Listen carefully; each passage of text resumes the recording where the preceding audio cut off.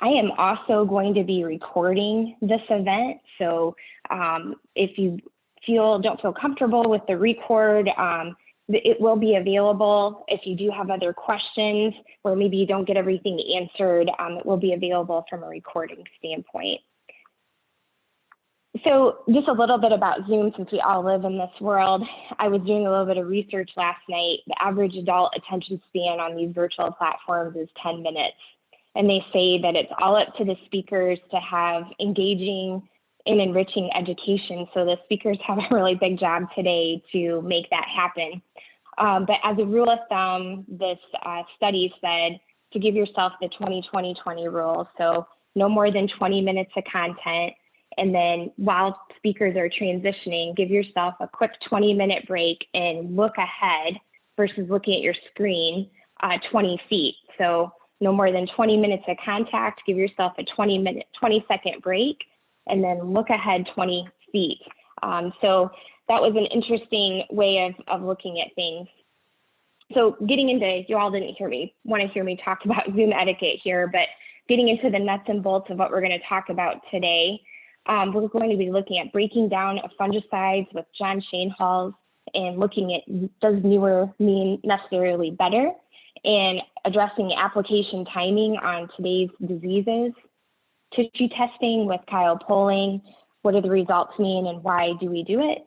And maximizing your nitrogen input investment with Stearns at Progressive Crop Solutions, a consultant here in Northern Ohio. So we're excited to have this panel of guests.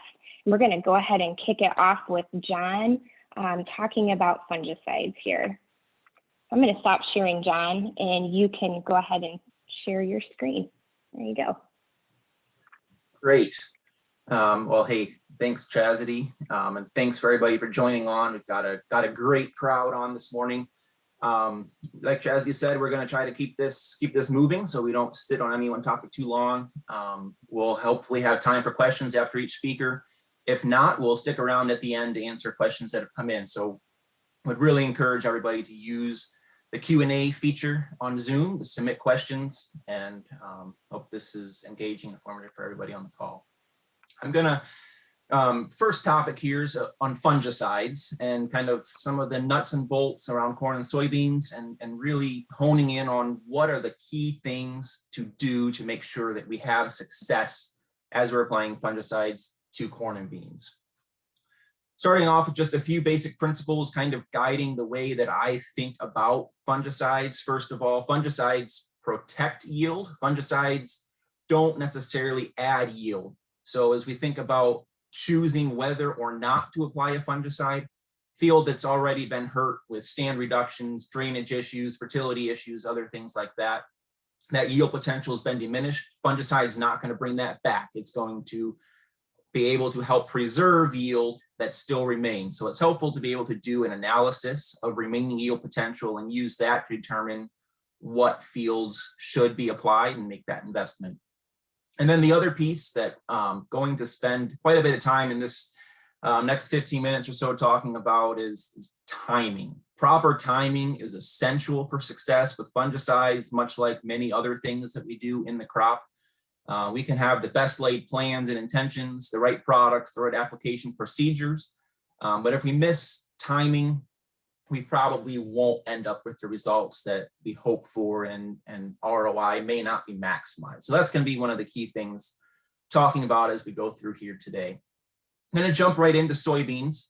We're going to talk about some of the primary diseases and kind of the philosophy behind how and when to control. Going to start off talking a little bit on white mold here. So this is kind of the oddball soybean disease when it comes to fungicide timing and tactics. White mold is going to be most prevalent in those high yield environments, places with high fertility, lots of lush growth, where canopy is very dense. We don't have drying that occurs. Will often show up in those fields that we know have a history, as the sclerotia don't really blow in the wind. It'll move in combines and equipment, but we kind of know where those fields are. So we can have some specific management tactics with white mold, whether that be host resistance, maybe lowering planting populations, using some wider rows, and then especially using fungicides. So fungicides are a tremendous tool against white mold. Have been doing more and more of these the last several years, especially as we try to push for higher yields and white mold showing up a bit more. And several products, fungicide-wise, have been labeled for white mold. Domark, Topsin, and Dora are a few. But by and large, university trials, internal research showing that the approach fungicide, not approach prima, but approach fungicide, when applied right at R1, which is the first flower stage in soybeans at 9 fluid ounces, provides great control. White mold will be infecting plants through the flower, and as those flowers dry off, we want to make sure that we protect at flower with approach. And then in fields where there is a tremendous history of disease, a split application. So applying approach at R1, and then again 14 days later is going to be the best tactic for white mold control. And that's really going to be reserved for those fields that we know if we don't do anything are potentially going to have a 50% or greater yield reduction from white mold. The one application pass does work very well in a lot of situations, but the timing around white mold application is critical. If you miss that initial application and the infection already begins of white mold, there is no curative response possible. So white mold is all about timing at R1, just as that field comes into flower. Now, as we talk about some of the other soybean diseases that we encounter, the primary ones we watch for in the season would be Septoria brown spot, Cercospora leaf blight, and frog eye leaf spot. And by and large, we see some of these diseases most every year, but rarely in Northern Ohio do these diseases by themselves reach a level that we would say cause tremendous yield loss.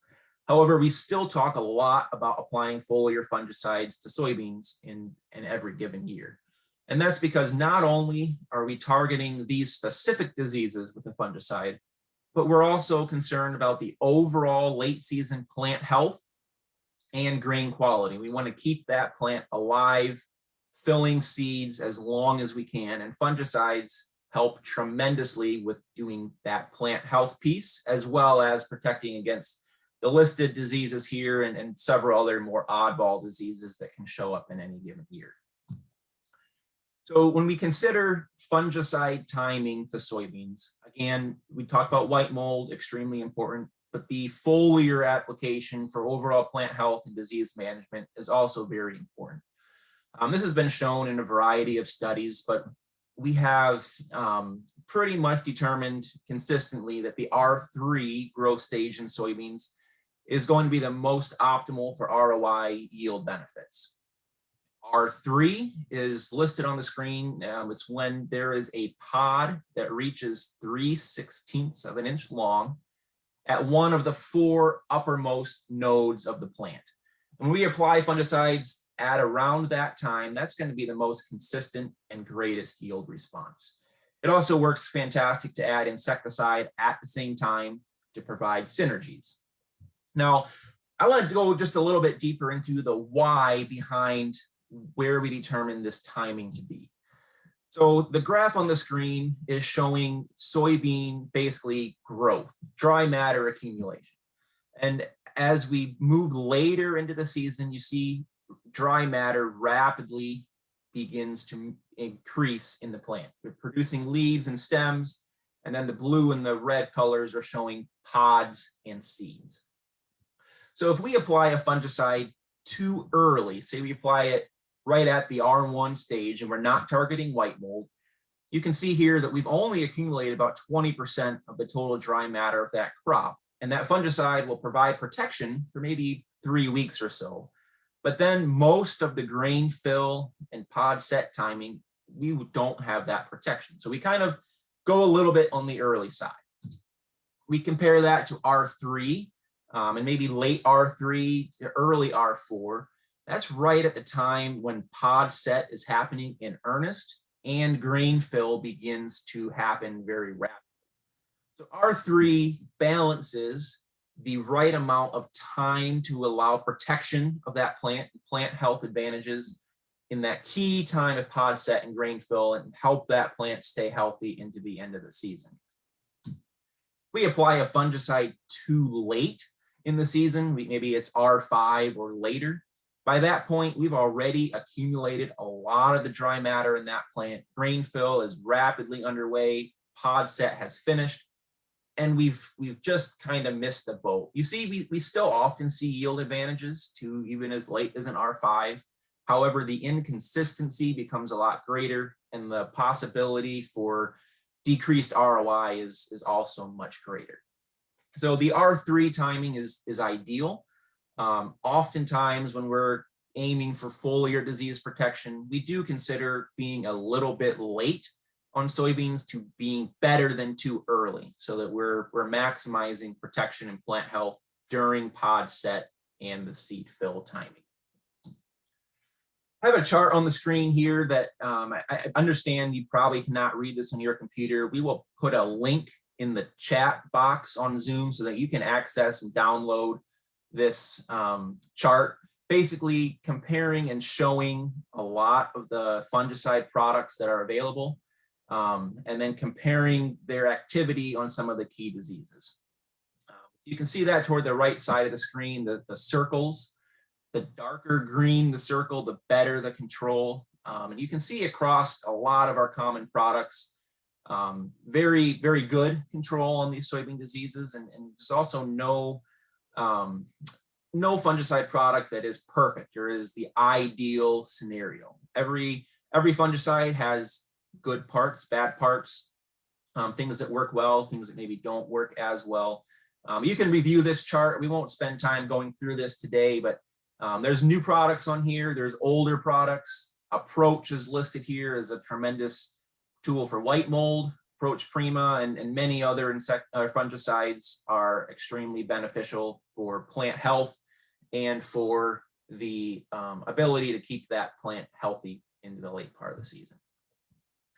So to kind of summarize the bottom line on fungicide and insecticide on soybeans, mid to late R3 is very consistent in the yield and ROI advantages. We want to choose multiple mode of action products, which is what most of the products that we use today are. And where white mold is a risk, using Approach at R1 is highly beneficial. Graphic on the screen here showing some on-farm trials that Pioneer has done over the last 10 years or so. 80% of the time is showing a positive yield response, averaging 2.5 bushels per acre. And in a lot of cases, we can see significantly more bushels than that. Again, timing becomes very important, and remembering to focus on those higher yield potential fields. So going to transition quickly here into corn. Just a few baseline things. We'll go through timing there as well.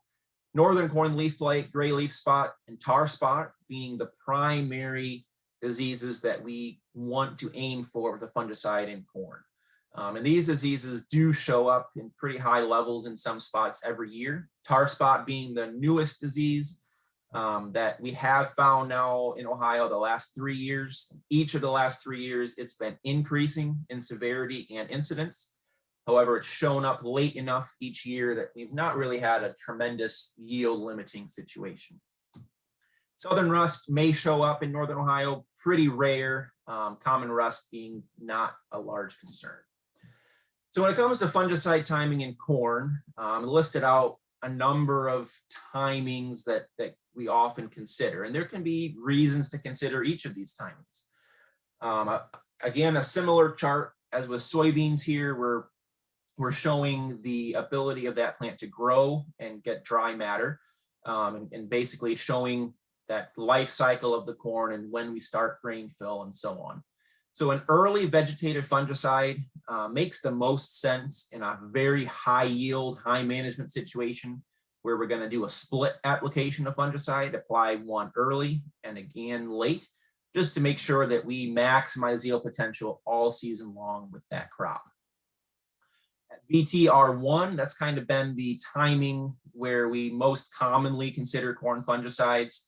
That way we're protecting the plant in the most critical stage of growth as we start developing that cob, maximize the number of kernels, begin grain fill. It is important to remember that during that VTR1 process, corn is actively pollinating. And so we have to be careful that we're not adding anything into the fungicide mix that may cause arrested ear development or other pollination concerns.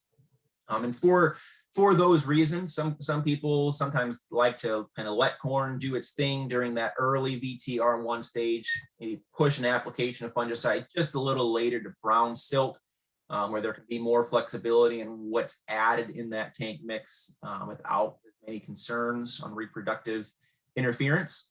And you see, this is I really like the brown silk timing due to the fact that it protects the plant very, very well as the grain fill period is beginning. And especially if there's not tremendous disease already present in the field, gives a very nice balance of protection from disease early and letting the fungicide act late through grain fill.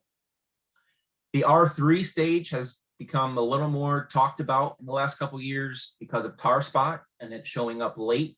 Tar spot can very rapidly cause the death of corn plants. And so we do see benefits of an R3 fungicide application if tar spot does show up late. But we don't want to get into a situation where we're applying fungicides to corn late in the year.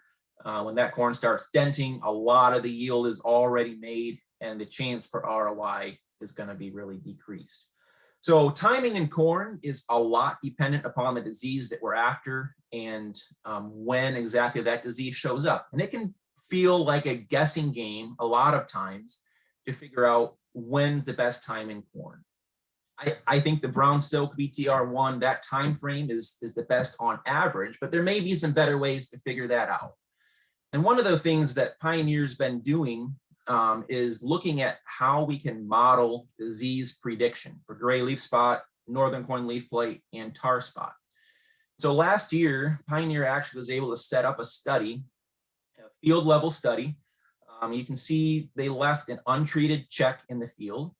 And then they had a block in the field that said, Mr. Grower, Mrs. Grower, you apply your fungicide when you normally would, whether that's VTR1, whether that's at the more brown silk stage, you do it at your time.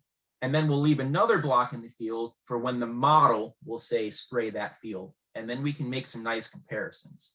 So the results showing here, basically we're showing that the grower standard process added about 8 bushels over the untreated, which is very consistent with what is often expected on average across the field.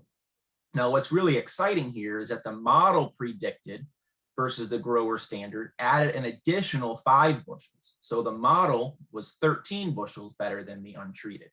And that's because this model was taking into account lots of factors, be it current weather conditions, future weather conditions, past weather conditions, genetic potential, some disease modeling and spore tracking. And that was able to really hone in on the right time to apply. So the model timing ranged from a pre-tassel application all the way through R3. And there were some differences kind of related to geography and especially around weather patterns. So in the Western Corn Belt, the model was typically spraying earlier than the grower. In the Eastern Corn Belt, the model was spraying a little bit later than the grower. And that's a lot because of weather. In the Eastern Corn Belt, we had very dry conditions around silking. So we were often going to delay those applications just a little bit later to maximize when the rains did return. So some really exciting work that's been done at very early stages, but it's going to be continued and expanded this year in terms of this model prediction, spray timing. It's something that we look forward to visiting more with you on. If you have a lot of interest in this kind of model predictions, reach out. Let's get in touch and talk a little bit about what we might be able to try on your farm this year. So again, the link to this fungicide chart is in the chat. Encourage you to download this piece. Again, it shows a lot of the common fungicides, the ratings. Again, no perfect fungicides, but a lot of our good multi-mode of action products are very good for northern, for gray. And you see for tar spot, we do have ratings for fungicides now. Almost all of them that are rated are rated good to very good, which is helpful for us.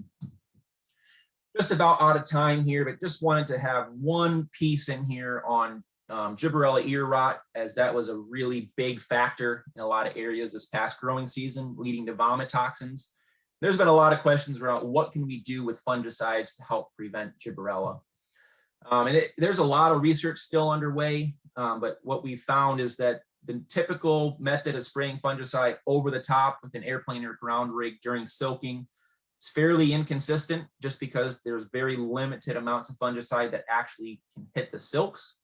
But there is research underway using drop nozzles so that we can really coat silks with a fungicide, and that has shown a lot of promise for reducing ear rot and vomit toxin. A lot more research to go there, but just wanted to make mention of that, and we can spend some time in Q&A after the call on a little bit more of that. But the bottom line on corn, so in general, VT-R1 to brown silk is the sweet spot on average, but there can be some adjustments made based on scouting, current conditions, and forecasts. Digital tools, I think, are going to really help as we move into this in the future. And you can see again the graph here that's showing about a 7.5 bushel yield advantage on average, and again a very strong positive rate, especially when we're doing these applications at the proper times.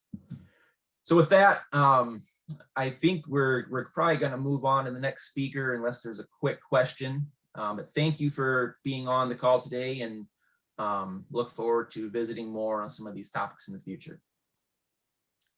Yeah, John, the only question we had was on timing of fungicide or use of fungicide effects on vomit toxin, but I think you kind of covered that there with that last slide. Okay, yeah, and if there's more questions around that, put another Q&A in, and we can circle back to these topics as we get to the end of the call. So thanks for the questions. Thank you, John, for putting that together. Really great information. Kyle, we're going to transition over to you, and we'll go ahead and have you share your slides and work through the tissue testing conversation here. Again, we're at that 20-minute mark, so take a break while Kyle gets his slides pulled up.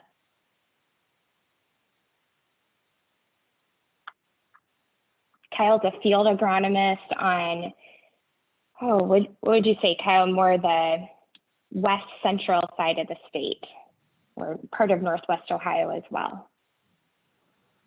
That is correct, Chastity. Located in Ada, Ohio, and cover the west central side of the state.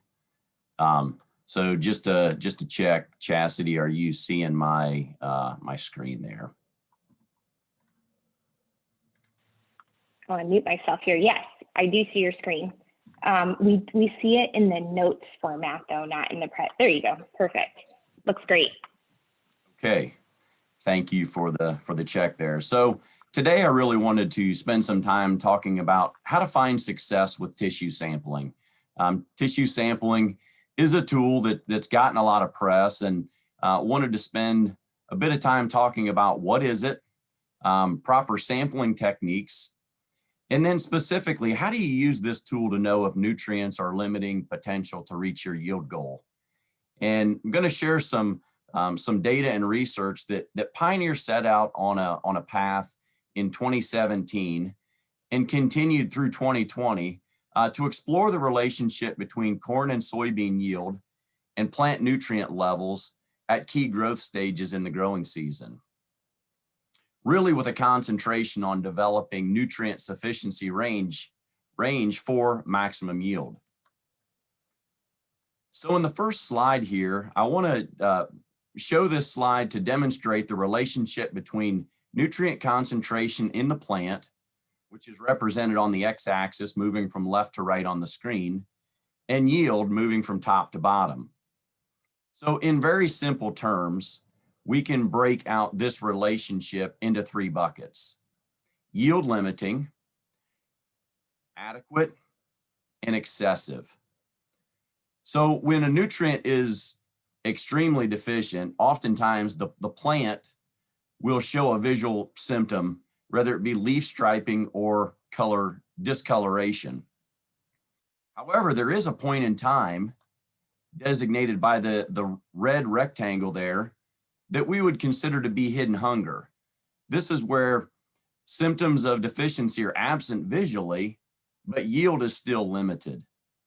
Then as you move farther to the right or have more nutrient concentration, there's a point in time where yield will plateau, and that's the adequate range. But as we go to the far side of adequate range, we run into another place that I want to highlight here, which I would consider to be luxury consumption. It's at this point where nutrient uptake may start to hit your bottom line. And if you're shooting for this yield or this nutrient level, you're not getting the return on investment for the purchase of that fertilizer that's worthwhile.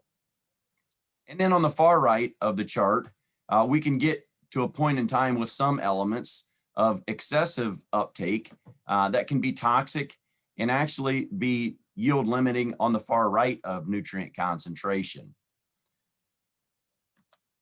Lastly, I want to point out that most conceptual graphs on the y-axis designated as yield, but very often is the data set correlated with grain yield.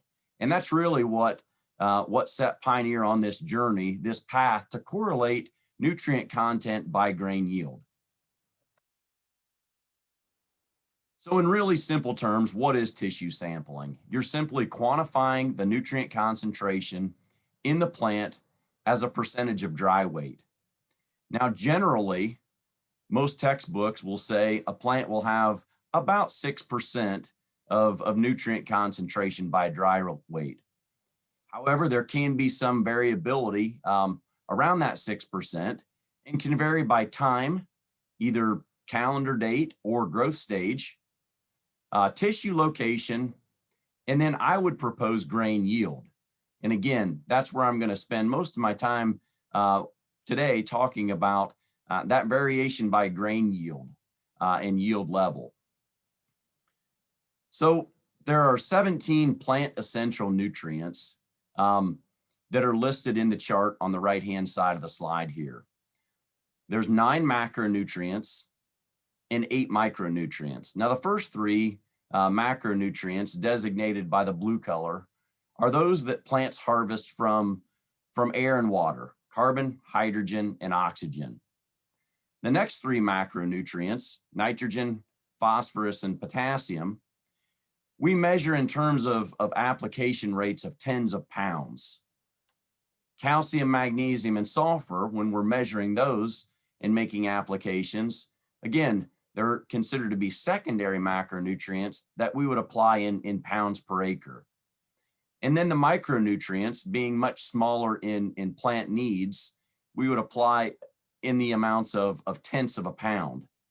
So of the macronutrients in tissue sampling, they're going to be quantified by percent of nutrient, as a percent rather, of that dry matter. Because micronutrients are in smaller quantities, they're going to be measured in parts per million, or thousandths of a percent. So tissue sampling, in simple terms, is really a tool. And as many tools, there are several different uses that we can utilize this tool for. And I'm going to highlight 4 of them here. So in very basic terms, we talked about nutrients being deficient where there's visual symptomology. So tissue sampling can simply confirm that what I think I'm seeing is actually going on to diagnose the nutrient deficiency that's being displayed in leaf pattern or leaf color that's abnormal. The second way we can use tissue sampling is to monitor plant response of a nutrient program. So if you're currently not applying thiosulfate in your starter fertilizer, and you may want to see if I'm using starter in my planter, can I increase the sulfur content in the plant? And we could do a split planter or a split field comparison there where we can measure leaf content where we're not using thiosulfate to an area of the field where we are using it, and seeing if we're getting a change in uptake by the plant. The Third way, we could trigger an in-season application of a nutrient. So it could provide a cue that hey, I'm running to an insufficient level in season and I want to make a correction there. And then lastly, determine if nutrient levels are sufficient enough for maximum yield, whatever you determine your yield goal to be. The problem is, as yield levels have risen, there's no data set that existed to actually answer that question. Now, most labs that you would send tissue analysis to do an excellent job of measuring percent nutrient concentration. Now, along with that percent number that they provide back, or parts per million in the case of micronutrients, they'll also provide a bucket score as low, adequate, or high. But how do you decipher what that bucket score actually means? Well, what that means is, according to all the samples that lab has taken in, adequate means you're right at average, or low means you're on the low side of where most of the samples are submitted. But those bucket scores aren't associated with the nutrient content as it relates to your yield goal. Never has a lab asked for your yield goal when they give you that bucket score back. So Pioneer Agronomy Sciences has recently published a new nutrient tissue sufficiency range at critical growth stages of both corn and soybeans. And that, again, as I kicked the presentation off with, really focused on those high yielding ranges. For corn, upwards of 250 to 300 bushels per acre, and of soybeans, pushing over the 80 bushel mark. So tissue sampling, to visualize it, is really just a checkpoint along that path to higher yields. So if you're moving your farm average to 200 or a specific field to 200 and you want to get to 300, how do you know if you're hitting the appropriate checkpoints along the growing season, or if there's a nutrient that is limiting your ability to pass that checkpoint and ultimately you reach your yield goal of 300 bushels of corn or 100 bushels of soybeans per acre?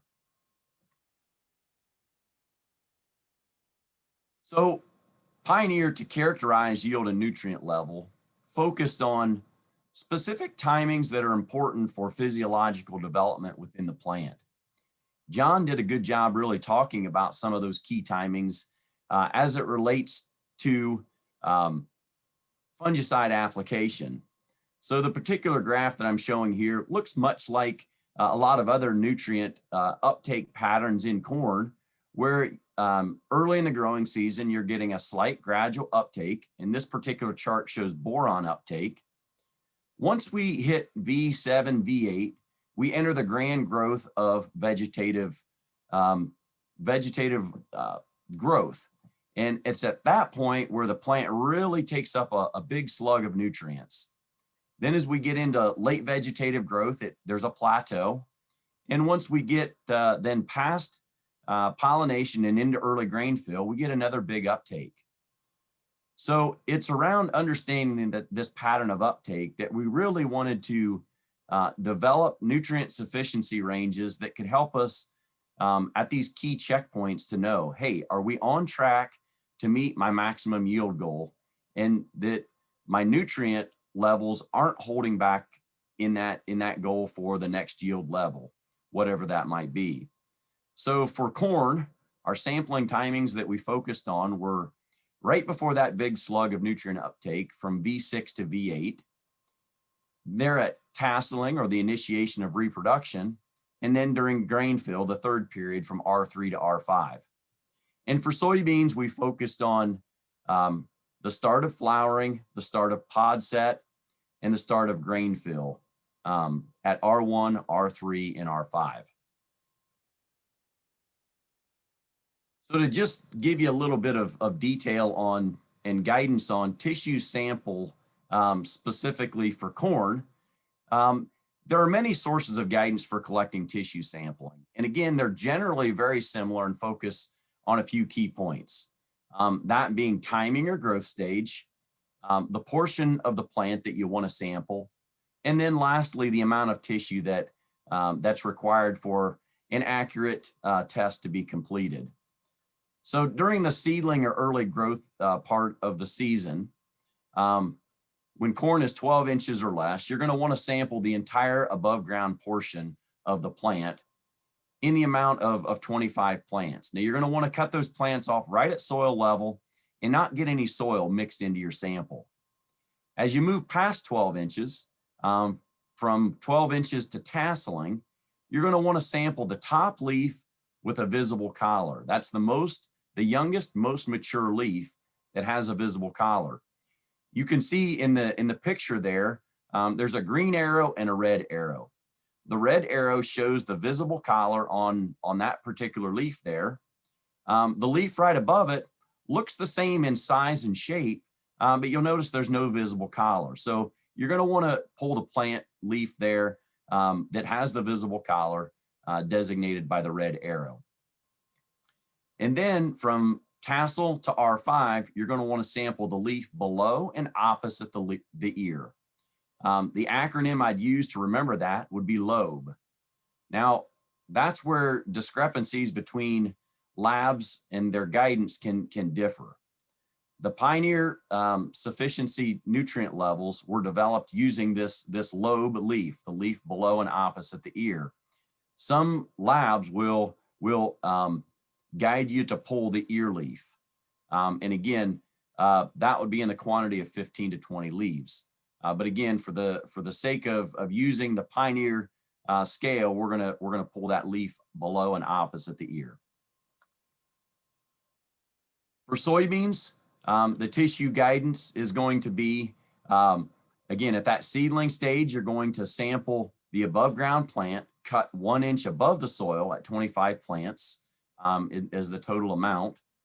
And then from V3 or third trifoliate through the R5 growth stage, we're going to pull the recently most mature trifoliate. Now, again, a description of what that looks like, it's going to be the trifoliate at the top of the plant that is unfolded, fully expanded, and green in color. So I've highlighted it with the yellow circle there. And again, so if you look at that plant top to bottom, you'll find the trifoliate on the top of the plant. The leaf margins have not unfurled yet. The next leaf down, the leaf margins are expanded, but it's not fully expanded and isn't quite the dark green color of what a mature leaf would be. So it would actually be the third trifoliate that's actually visible on the plant, which would be appropriate. So tissue sampling over time, it's widely known and published that nutrient levels decline in plant tissue with age. And that's demonstrated by the top graph there from Ag Advise Lab. There's two primary factors that cause nutrient levels to decline over time. First of all, as a plant grows, it tends to dilute the concentration within the plant itself. And then secondly, nutrient remobilization occurs as grain is filled. So that leaf at one point in time, let's say 30 days of growth, is going to have certain nutrient concentration of nitrogen, phosphorus, and potassium. And as that plant grows, nutrients are going to be pulled out of that particular leaf, remobilized to the other growing parts of the plant, and diluted within the plant. The chart on the right actually shows the Pioneer data set in the light green bars, and it shows the difference in the mean sum of nutrients at V6, at VT, and at R5.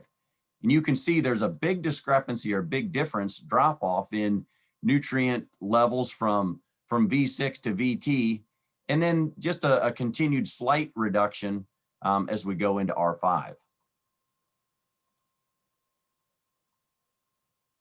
So the question we really wanted to really solidify is how does tissue sampling change by yield level? So you'll notice I've got two different graphs here. The graph on the left represents yield concentrations by yield level in corn. There's 4 different colors that represent yield levels of what I would consider to be average, above average. On the above average, and then max yield. So the orange bar represents those yield levels in corn for our research study, from 0 to 192 bushels per acre. The yellow bar represents yield levels of 192 to 228 bushels per acre. The green bar represents, or the lime green bar represents those yield levels 220 to 265 bushels per acre. And then the dark green bar represents the tissue sampling and some percentage of nutrients in extremely high yield from 265 up to over 300 bushels per acre. And what you'll see is as your yield level increases, so does your nutrient concentration within the plants themselves. And we're showing the same trend on soybeans in the 3 different buckets by yield goal. And the total sum, so these bars were the total sum of all the nutrients displayed as a percentage. So these new nutrient sufficiency ranges for high yield crops were actually published in the new Agronomy Research Summary book, and can also be found on pioneer.com. And I'm not going to spend a lot of time diving into individual nutrients or the timings in which they're taken, but I do want to highlight the color designations that are on these newly developed charts. Those that are colored green are sufficiency ranges that are above those that have been previously published.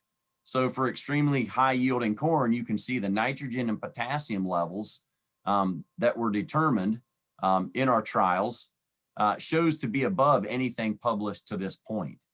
So that uncovers, again, information as we approach higher yield goals than what was known in the past. Yet the yellow color designates those ranges that were high on the high end of published ranges. And then the orange colored cells show where the ranges narrow on the low end of the published ranges from the past. So best management practices to utilize the Pioneer nutrient tissue sufficiency ranges are as follows. So it starts with making sure you're pulling your tissue samples at the right time. So for corn, that would be from V6 to V8 if you're shooting for that early time. And then as we approach pollination or the tasseling stage, that would be the second key time. And to make sure you're pulling the appropriate tissue of the plant. The early timing would be the most recent mature leaf with a visible collar. And then again, once we hit the reproduction stage, we're going to be pulling that lobe leaf. And for soybeans, R1, R3, and R5, again, pulling the most recent mature leaf with a petiole. And we can identify those as being that which is unfolded with few wrinkles and has good color. It's also important to try to eliminate variation when you're taking that sample. There might be compacted areas that you say, yeah, if I take it if I got a 100-acre field and 5 acres have some variability within it, and I'm pulling 25 samples, you might be tempted to pull one sample out of that compacted area. But is that really answering the question that you're after? You're simply measuring with plants out of that compacted area of, yeah, my roots weren't able to take up the nutrients at an adequate amount. So I would encourage you, you'll see there the corn picture in the middle on the right-hand side shows a uniform part of the field, which would give us a really good sample of making sure we're selecting plants that are uniform in the field, versus the picture on the bottom shows extreme variability. So you're challenged with, which samples do I collect here? Another thing for you to think about is most recommendations for corn talk about sampling 15 to 25 leaves. So I encourage you to collect on the high end of 25 and challenge the thought that in a 100-acre field with a population of 34,000 plants per acre at the V6 growth stage, there's 27 million leaves in a single acre, or in that field rather. So if you're simply pulling 25 leaves, you want to make sure you're doing a really good job in pulling the most representative leaves to answer the question, do I have the nutrient content to maximize yield potential? Be a fair weather sampler. Our data has also shown that clouds or extremely tough growing conditions can impact nutrient levels over time. So sample, usually if you've been in a cloudy stretch, wait 1 or 2 days after the sunshine returns to a more normal pattern before you're sampling. Lastly, be aware of source contamination, whether it be soils or in the case of pesticides being applied, that can also interact with or interfere with that nutrient concentration level that's measured. So high points of really summarizing how do we use this new information from Pioneer. It's important to know that high yield crops are taking up more nutrients. Not only are those high yielding locations having a higher percentage of tissue samples or percent minerals by dry matter weight, but those locations, those high yield locations also typically have more dry matter, total dry matter per acre. The difference per acre at tassel from a 200 bushel crop versus a 300 bushel crop is 6,000 pounds of dry matter difference per acre.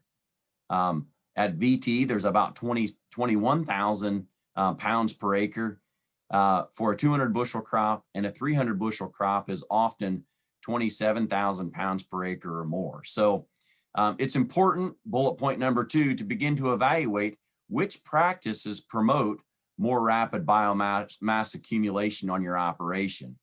We're not only wanting higher tissue samples, but we're wanting to come up and promote those practices on your farm that result in rapid biomass accumulation.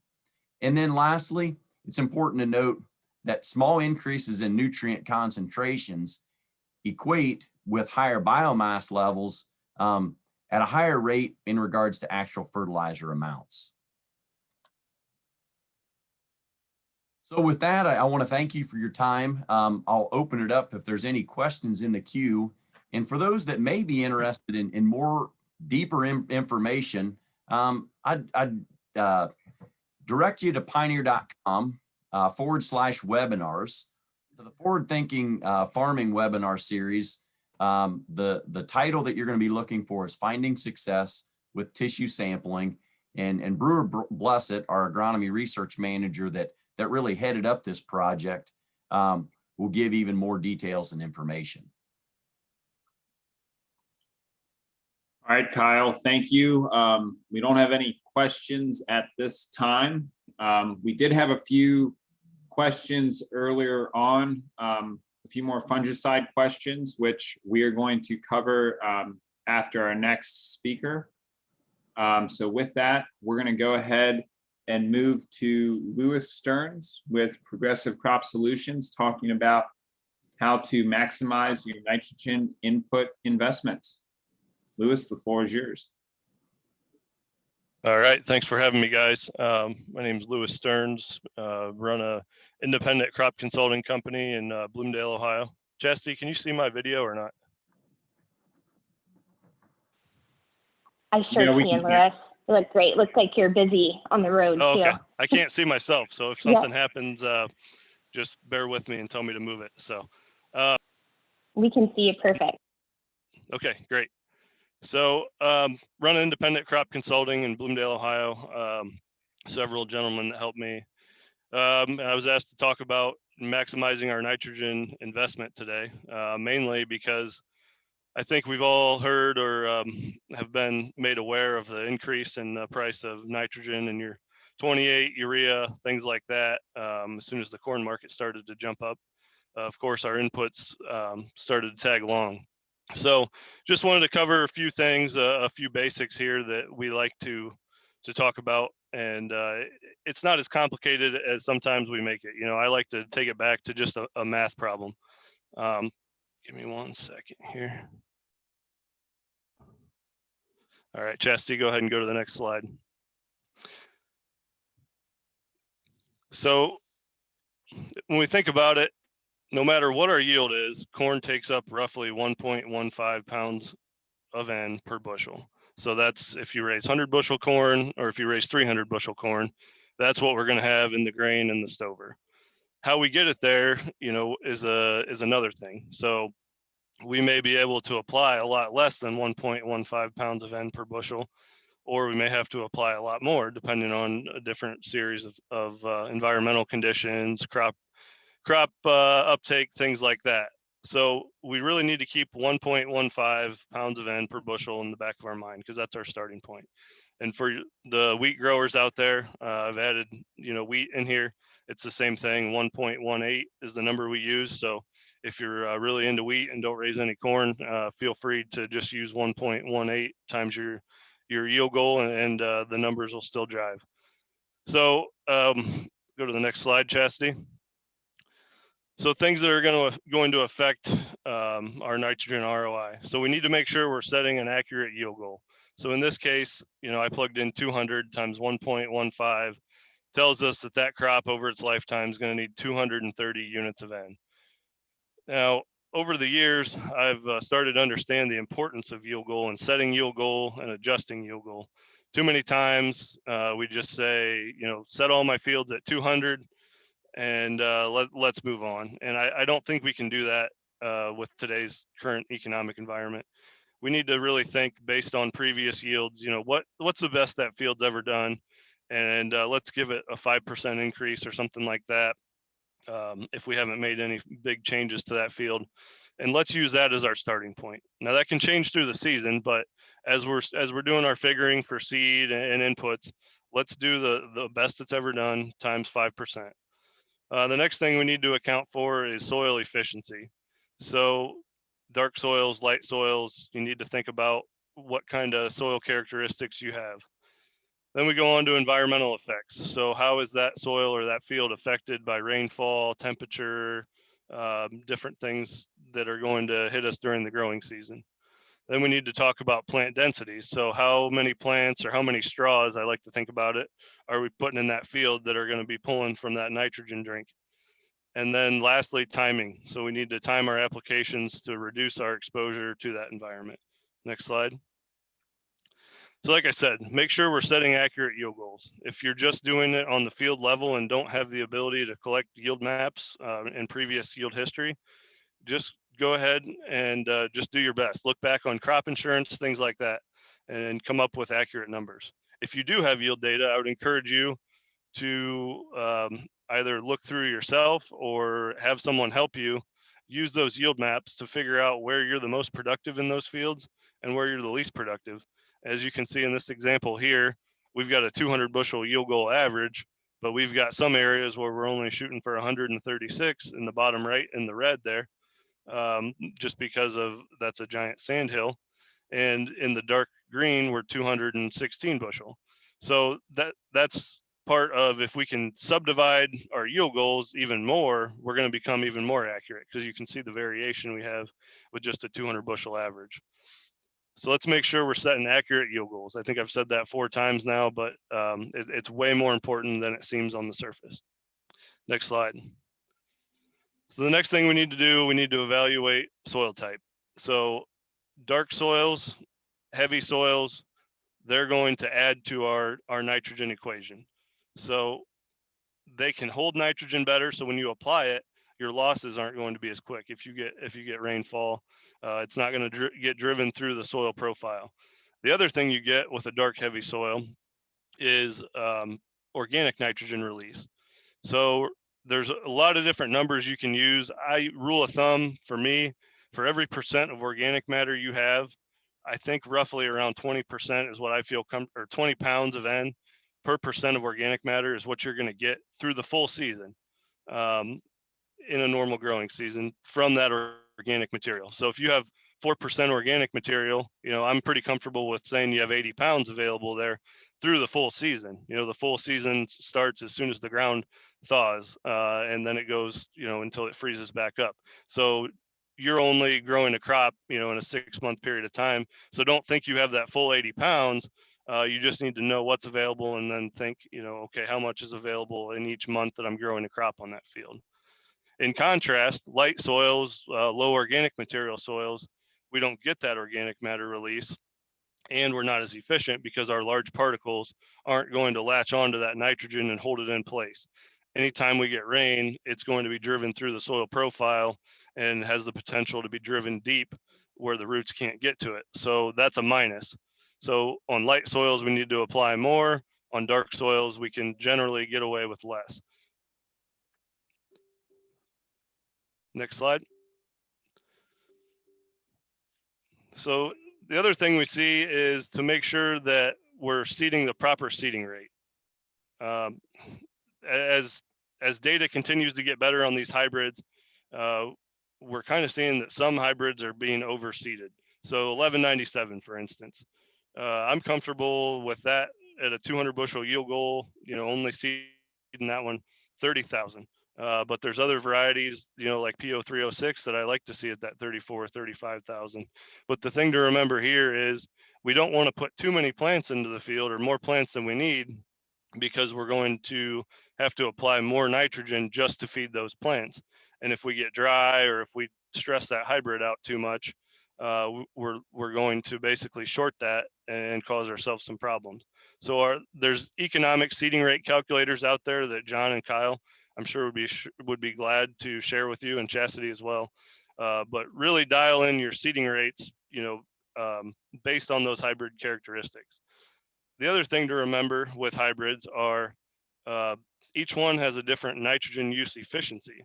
So I talked about 1197. 1197 really likes late nitrogen, and that's one of the reasons that it's such a great hybrid, is because it takes the full season for it to determine its yield, and a lot of its yield is determined late in the season, so it can wait for that rain. But on the flip side of that, you need to make sure you have nitrogen available late for that 1197 to take up. If you don't, we're going to have problems because it can't put it in to that kernel fill and kernel depth that we all like to see with 1197. On the flip side, and I talked about 306. 306 likes early N. A lot of its yields determined early, so we don't need as much late. We need to make sure that we've got it front loaded, so by the time V10 comes around, it has the majority of the nitrogen it needs through the season. So just a couple things to recap on seed rates. Make sure we're seeding by variety, even if you don't have variable rate. Get out, change those chains, and let's be as efficient as possible with our seed investment and our nitrogen investment, and let's not overseed things. Next slide. Okay, so environmental effects. So we talked about driving or having mineralization happen through heat and moisture in our dark soils. So that's our free nitrogen. So that's going to add to our equation. Anywhere we have more organic matter, we're going to have more free nitrogen. On the flip side of that, though, we tend to have these areas that are dark soils, heavier soils tend to have drainage problems if we don't have good tile or we have compaction, things like that. So something to think about, my number's off here, but every 7 inches is roughly 2 million pounds of soil. So every 7 inches of rooting depth that your plant roots can explore, that's another 2 million pounds of soil that they can go and get that organic nitrogen, that applied nitrogen. So we want to maximize that. We'd really like to see that, 35 inches to give us about 10 million pounds of soil. So why do we do that? How do we do that? We need to make sure that, number one, we have compaction taken care of, and number two, we have great drainage. We need to have great drainage because plant roots will not grow where there's no oxygen. So when we remove water, we're going to let oxygen into the soil, and those roots will grow deeper so we can explore more soil. And then lastly, we need to make sure if we do get those large rain events, we need to make sure that we can respond, with late applications. Don't be afraid to call in the guy with Y drops down the road that can come in and go over into your tasseled corn and add another 10, 20 units. Banding, we need to make sure that we're banding our nutrients as much as possible. The days of weed and feed put it on top of the ground, 20 gallon, I think are going to be behind us. There's just too many inefficiencies with getting tied up with residue and potential losses. Any opportunity we get, we need to band that nitrogen and band it as close to the row as possible. So the more we can get it near the roots, where these roots can get it, the better off we are. The less we can expose it to the environment and the residue, the better off we are. And lastly, don't be afraid to use inhibitors, instinct, things like that. Let's use those where needed. They're expensive, but they're a nice insurance policy on your risky areas. Next slide. And this slide here just talks a little bit about timing. So, I talked about early season uptake really isn't that much. It's only about 10% of total crop need up to V3. But once we hit that V4, V5, up to tassel time, we're taking up 8 pounds of N per day. So we need to make sure that we have that nitrogen there for that crop, because that's our rapid growth stage. And then out at the end of that chart, you can see 37% of that nitrogen still needs to be taken up after tassel. So this is where late applications or inhibitors or banding helps us maintain that nitrogen. If we're not going to go out late, we need to have some other management factor in place to make sure that nitrogen's there. So we have 37% roughly that can be taken up post flower. Next slide. And then, so what happens if we don't have that right amount of nitrogen out there? We're going to drive what's called cannibalization, and cannibalization can lead to a lot of different things, but lodging is one of the main ones that no one likes. So in this chart here, you can see that down at the bottom, we've got a green swath there. So what we'll do is that represents our stalks and leaf, and that's going to pull nitrogen from those areas, and that's going to take it up into the blue and put it into the grain. When it does that, we lose our stalk integrity. And the only reason that it will do that is if we don't have enough nitrogen available in the soil that plant is taking up through its roots. So not only is it costing us in yield, but it's actually costing us in harvest efficiency and different things at harvest losses. So those are sometimes unmeasured costs that we don't factor in at the end of the season, that sometimes we just blame on the seed variety. Oh, that blew down. Well, a lot of times there's other factors there that come into play. And mainly it's having that late season nitrogen there available. And then lastly here, this is just an example of if you have the tools available to you to variable rate, it's a great option. You're feeding every area of that field individually based on the crop needs. So yield goal, seed rate, losses, organic material releases.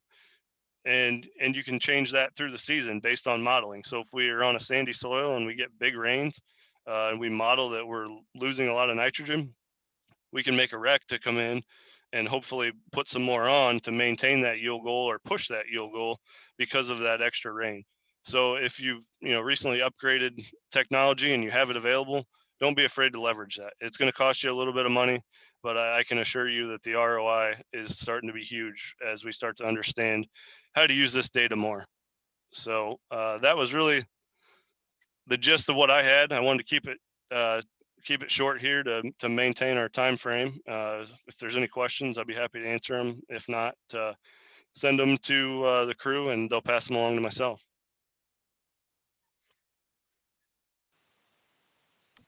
Yeah, Lewis, we had one question on, I guess maybe they could type some more in to clarify, but talking about corn after corn rate adjustment. Yep. Is that anything you can speak more to? Yes. Yep. So a lot of that depends on tillage. Anytime we do tillage, can bury that residue, breakdown. That should accelerate our breakdown because we have more residue that's contacting the soil.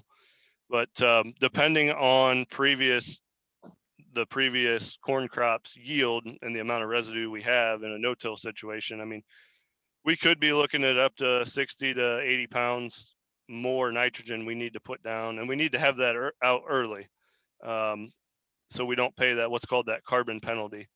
But that's where things like banding with the planter And trying not to broadcast anything is going to make us more efficient, because anytime we can not hit that residue, not put that nitrogen on the residue and keep it right where the corn plant is, we're going to gain efficiencies. So we may not need as much as 60 or 70 pounds. Maybe you could get away with 30 if you were in a banding situation, but that's really kind of a dynamic question. Thanks, Lewis. I think that's all the questions we have right now for Lewis. Now we do, on the screen right now, you do have the speaker information if you want to reach out to any of the speakers we had today. And then I believe John had a couple more questions that you were going to answer from earlier, but before we do that, Chastity, can you go to the slide on next Friday's calls? So on this slide, we're going to have our next set of calls next Friday, same time and place. Next week's topics are going to be the 2021 grain markets. And then what's new with plenishing soybeans and the new increased demand we're seeing in the food industry, with some partnerships with some large players such as PepsiCo, Frito-Lay. So with that, hey, we have one more question here for Lewis. Lewis, is there a soil test that gives accurate nitrogen levels in the soil? So just like tissue testing, the accuracy of your sample, it depends a lot on your sampling method. So yes, the lab is accurate generally when you send in the information, but when you pull that sample is just a snapshot in time. So a series of samples is probably the best way to do it. And a pre-side dress nitrate test, I like to do 0 to 12 inch and then 12 to 24 inch, split that sample, send them in, and then do that a few times through the season in the same spot with generally the same weather conditions. So don't pull one when it's really wet, don't pull one when it's really dry, but try to keep them, with consistent moisture. But yeah, I think there's some, that's better than nothing. It's just a challenge sometimes. Because where you pull that sample and how you pull that sample factors into that a lot more than the accuracy of the lab.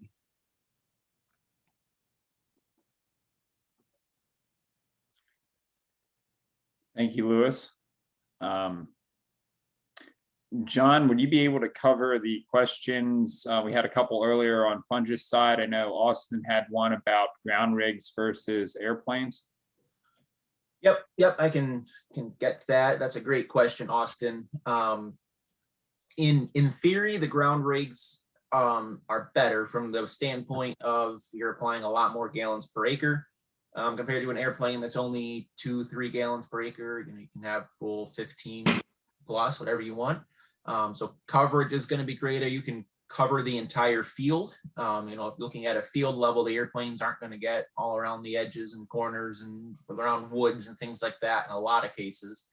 But to your question on the research using ROI, ground rig versus plane, the couple things that I have read don't have a strong advantage or disadvantage either way based on the way the trials have been done. So especially in a strip across the field by an airplane to a strip from a ground rig, actually turns out pretty similar in both of those cases, even though you're getting better coverage.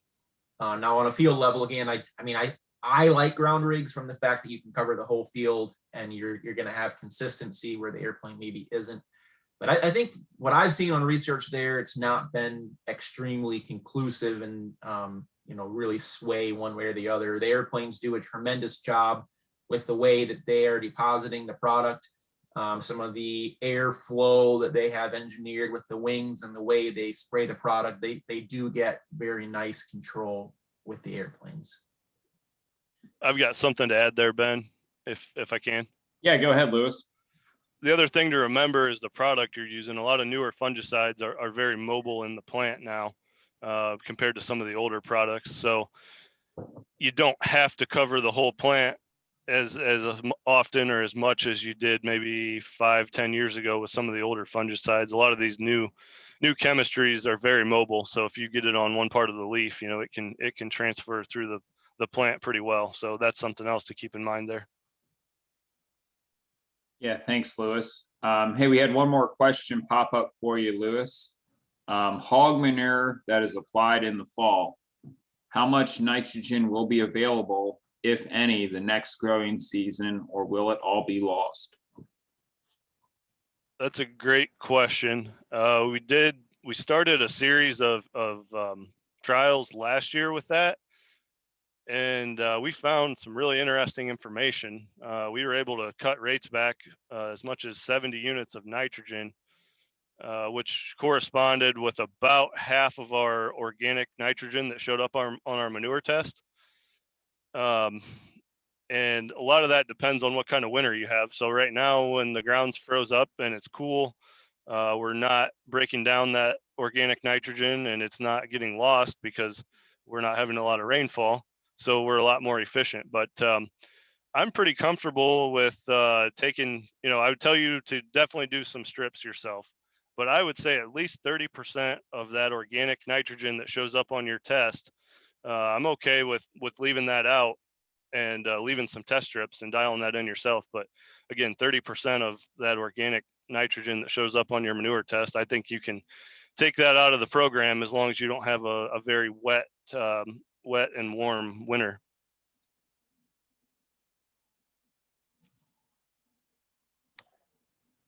Sounds good. Thank you, Lewis.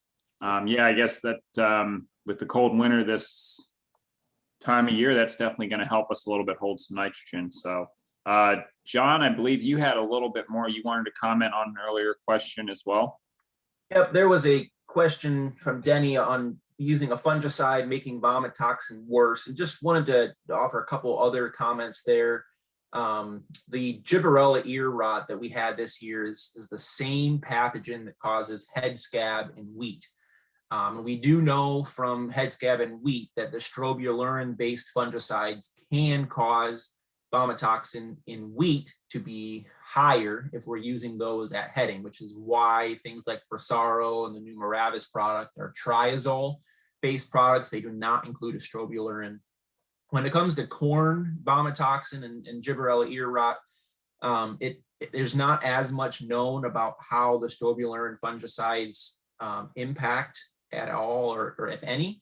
But some of the preliminary things that I've seen and heard would be kind of agreeing with the same line on wheat, that the triazole fungicides are going to be more effective for keeping vomitoxin lower. But again, it's an area that's really not had a lot of research done.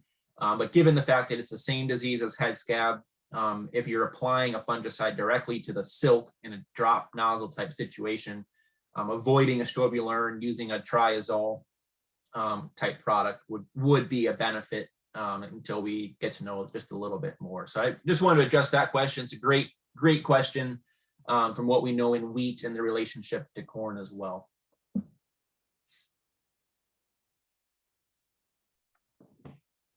Thank you, John. At this time, I'm seeing no other questions in the queue, in the chat or the Q&A. Would like to thank those that did reach out with questions. So with that, we have concluded the call for today. There is a recording of this call that will be available through your sales rep if interested in the recording. If not, we will thank you all again, and we will see everyone next week, same time and place.